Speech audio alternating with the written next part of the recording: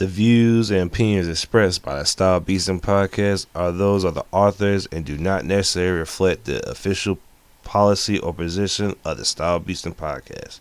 Any content provided by our blog by me and the opinions by me are not intended by any melee of religion, ethnic groups, club, organizations, company, individuals, or anything blase, fucking blah. How you guys doing?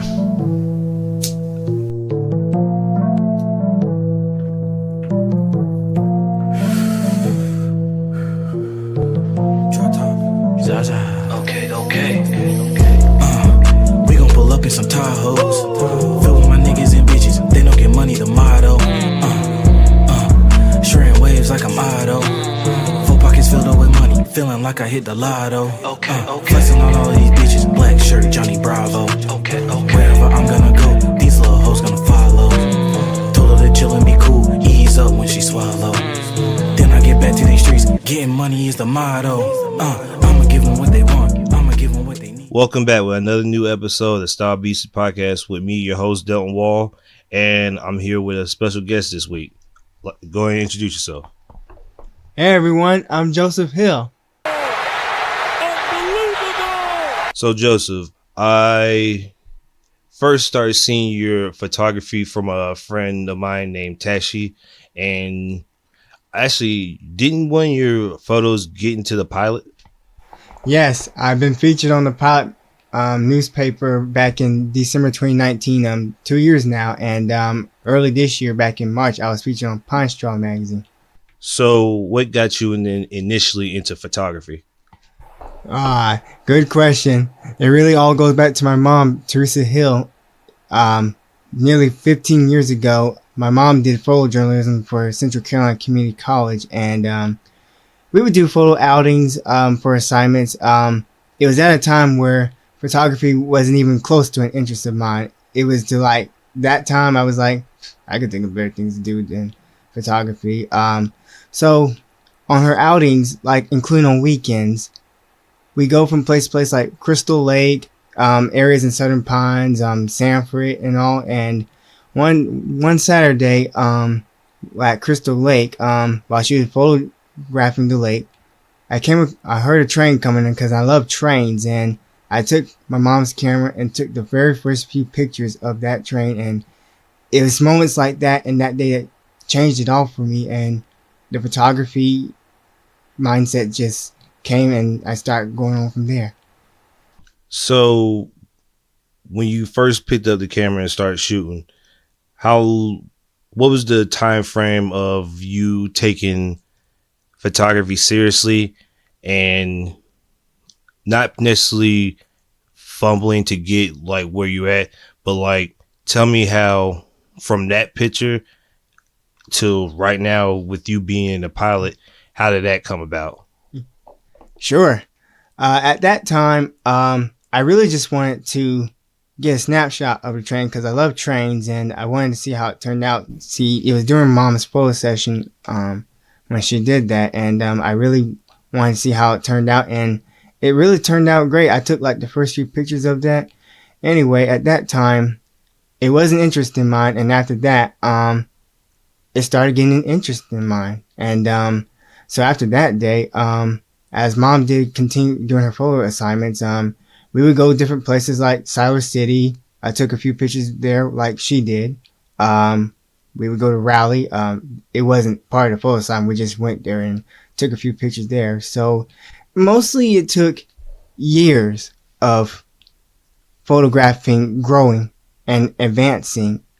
Like the next year, 2008, because I started in 2007.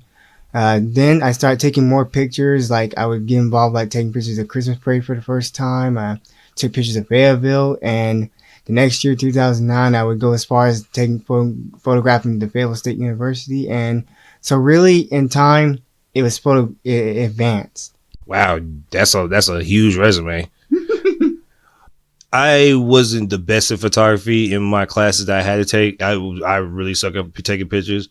Like it's really bad. Like the pictures I seen you take, I've seen people that I went to college with take on their like final assignments. Like you have some really nice work, and I think I would like you to tell me more about yourself and like you from your beginnings to as a kid to like right now.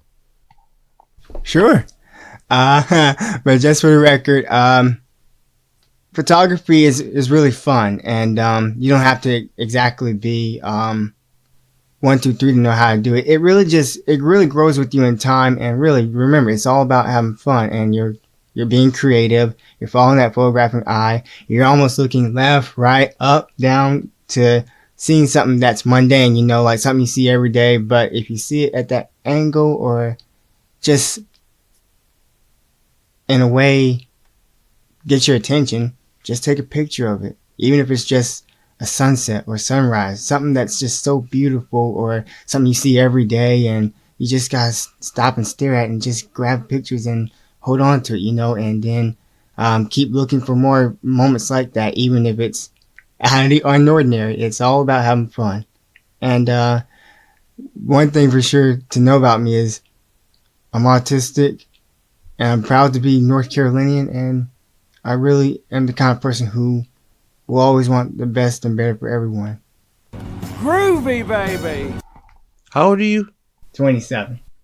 Oh wow, you're younger than me. I thought you were like 22. I'm about to say that's a heavy I thinking. that a lot. I'm about to say that's heavy thinking for a young kid. But since you're my age, I mean, you're supposed to have that mindset. Well, people want to have that mindset and to seeing the good and like the little small things that if you put your mind behind it is actually a big like. There's more meaning behind little things that people put their onus on. I think I would like to ask you next, how did you get into Pilot in all those magazines? Mm-hmm. Another great question. And if I may reply back to what you said earlier, really when it comes to having the mindset of wanting the better for everyone, you can be even younger than 16 or even as far as 10 or even 8. It's all about really wanting the best for yourself, your family, your friends, and even people you do know and you don't know. It's almost like it's a realization that grows in on you to where you want to be treated with fairness, and everyone wants to be treated fair and with kindness, even if you don't always get it back. It's all about really wanting the best for yourself, and you're determined to do the best you can for yourself. And if you can, help someone else, from family to friends and one another, and really just grow that kindness and take that mindset and put into good use. And I really believe in that in you and every family friend I know and who I don't know. And like I've mentioned, I will always want the best in every person. Man, I miss having that mindset. I think with all the stuff in my life that happened to me, like after high school and like throughout my years growing up, I think life has not turned me into the worst, but it made me see things on all spectrums, and having that still is kind of scary because some people don't realize there's higher meanings to things, and sometimes you become numb to the world at sometimes because so much stuff just hits you just like I don't feel like dealing with it. Yeah. But I think to have that urge to persevere through all the thick and the grimy is a good thing to have. And I'm glad I'm having to sit down and talk to you because every time I see your message is a very positive one. It reminds me of an old college friend I used to have. Like every time I would sit down and talk with him, it will always be a positive message. It was never done down. It was always something uplifting and was something that'll get you going. And I think that's very respectable in this time of age. Yes, sir. Thank you. And I may and truly said, life will in ways do get the better and get the better of us, and we can even been through as hard as depression, and that includes me too, to where you're like in the darkness for a while, and you're trying to pull out of that, and sadly, when you're in the darkness, you almost forget who you are, and you forget how grateful you are, because these days we all have something very thankful for, even if times for each of us aren't the greatest, or whether we have it better than everyone, or wherever we don't. We really all have something to be grateful for. Like, we're really grateful for family. We're grateful for a roof over our heads. We're grateful for food on the table. We're grateful to have families and friends that are close to us and who help us every way you can. And even though we face depression, you don't want that depression to be enough to just shake all what you have lose what you already have, because what we have does not always last, and you want to always hold on to what you can, and never forget who you are. Never forget that you matter too, and that you're just as important as everyone else. And I can promise that as someone who's overcome depression, I do know what it's like to be thankful, and it's a real eye-opener to how thankful each of us are. And what I hope I can be in time is an advocate in ways to know that you're not alone, and I feel you. And I really believe we all have something to be grateful for, and I'm going to always keep that mindset whatever happens. I think that very transfers through your art as well, because every photograph I see is in the morning, midday, bright. The sun's in either around somebody or is in the view of somebody.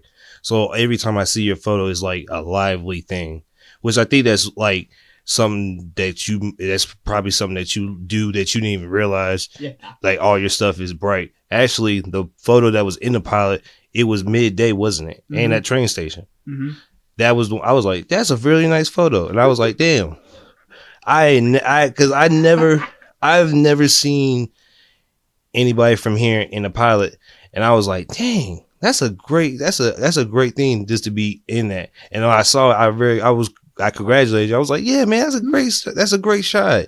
I'm happy to see somebody from my hometown in the newspaper for something like positive, and something that, like, hey, who knows? Maybe a kid might be in the pilot for taking a picture of you. Yeah. And who knows? You might have started a trend of kids like, hey, this guy's a photographer. I want to be one too. Yeah. Or not even, they might just be like, hey, I want to paint that photo that you took. And it just is a trickle effect of creative ideas from one person. And all it takes is like the littlest of things to motivate you to do something. For this podcast, it just was like, let me get on the mic and let me express myself and have people come over and talk about themselves. And I never had a bunch of people, but I had a good amount of people come on here and tell me about themselves, or like their art and what they want to do, or what they have visions for. Well said, Delton. And I must say, you run an awesome podcast, and I hope you keep potting on. What I really want to be, even though I've been on the pilot and the mag and Pine Straw, I really want to do my best to be an inspiration, to where it's not always about me. I'm just thankful to be recognized for what I do, living as like photographer, and really I'm another average human being who's making it like you and everyone else. Even with being autistic, it can be challenging, but I'm determined to do my best like everyone, for sure. And what I also want to be is an example to especially young children and people of color, and just know that if I can, then you can. I really do believe that every person, no matter your background or no matter your skin color, can succeed, both he and she, and know that there is that special talent in each of us that we have, and where we had it for a long time, where we're still discovering it. See, my photography, it was like a hidden talent that I was able to discover, and I'm sure each of us have that talent that you're still,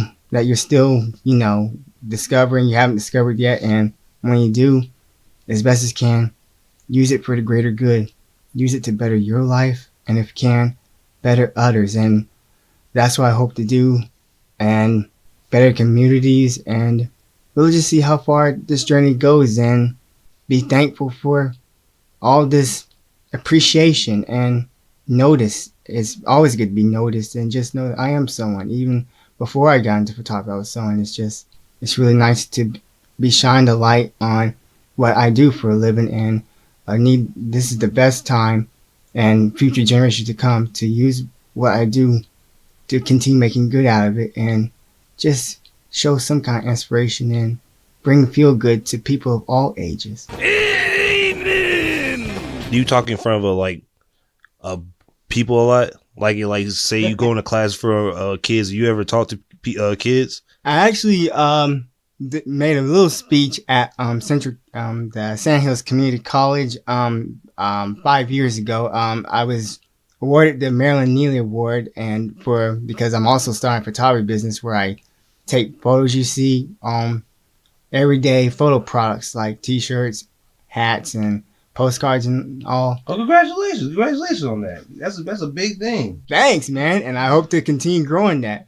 Anyway, that time I was so surprised because I didn't even know I was gonna receive that award, and when I got on the stage and spoke, I got shaky a bit, but I still spoke words of courage, because even then I recognized how important it took for me and so many business entrepreneurs of how far each of us have come, and we want to keep doing what each of us do best and succeed.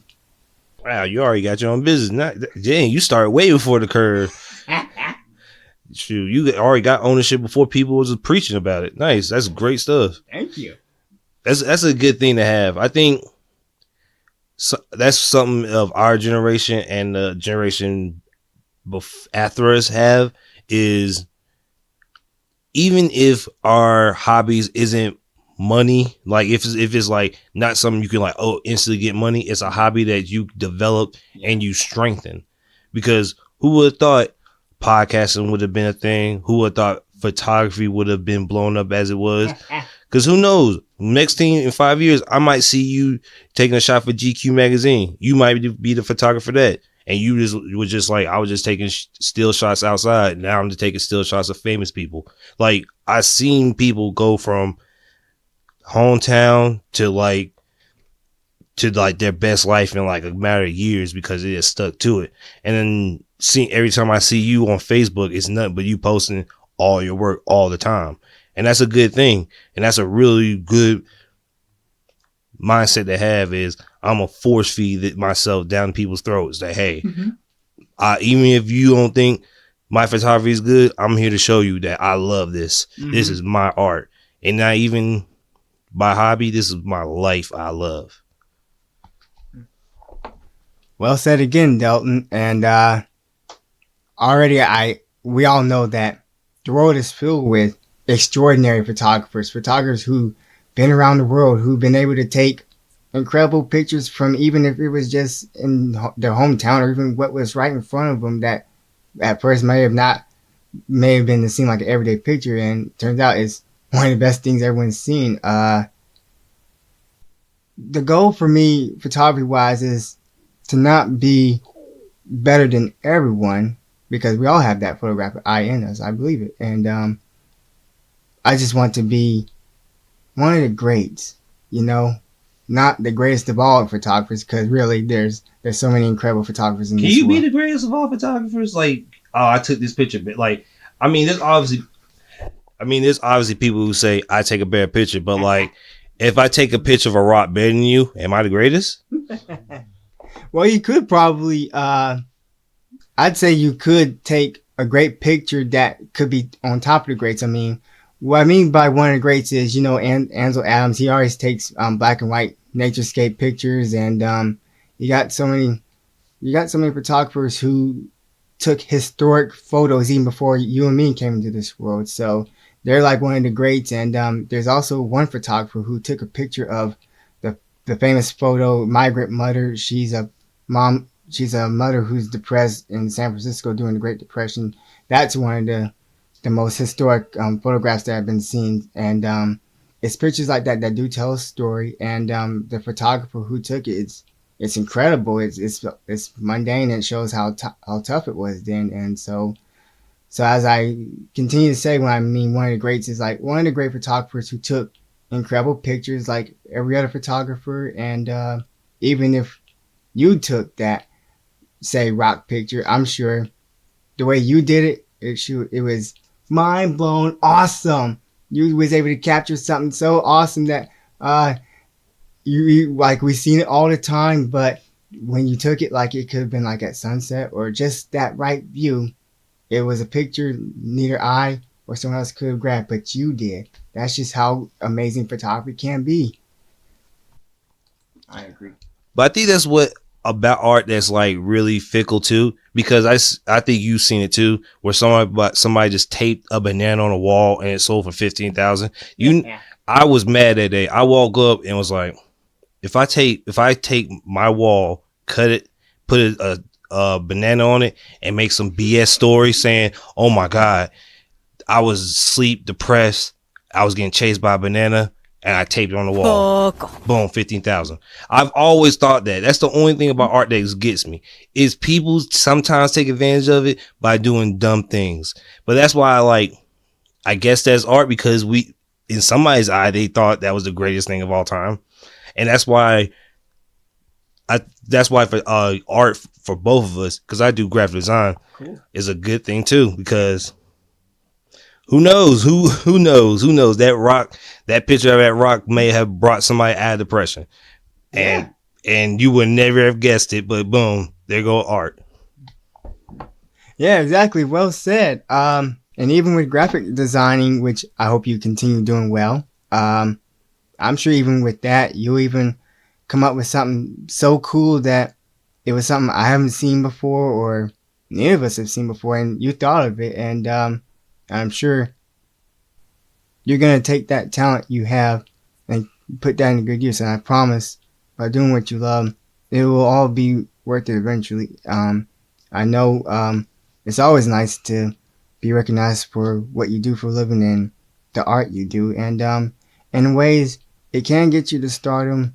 And even when you do get there, don't forget where you came from. Don't forget the families and friends who helped get you this far, because how you live life, and even if you live in stardom, you don't ever want to forget where you come from. And because there's going to always be lots of people to help you, that have helped you get so far, even when you start off with nothing. And this talent you have, whether it's photography or graphic design, it helped you.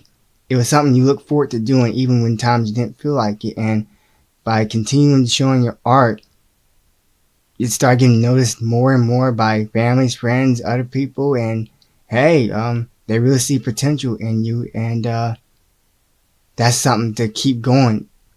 And I promise, it all gets worth it. Period. You are an intelligent man. I don't know if anybody's ever told you, but you are an intelligent man. So if you take nothing else from anything I say, just know that everything you spoken has like layers to it. Thank you. Oh, also, I want to say congratulations on the new apartment too. Thanks again. Congratulations. Trust me, I know how it feels to have your own apartment. It's the best feeling in the world, and I hope everything goes well. Thank you.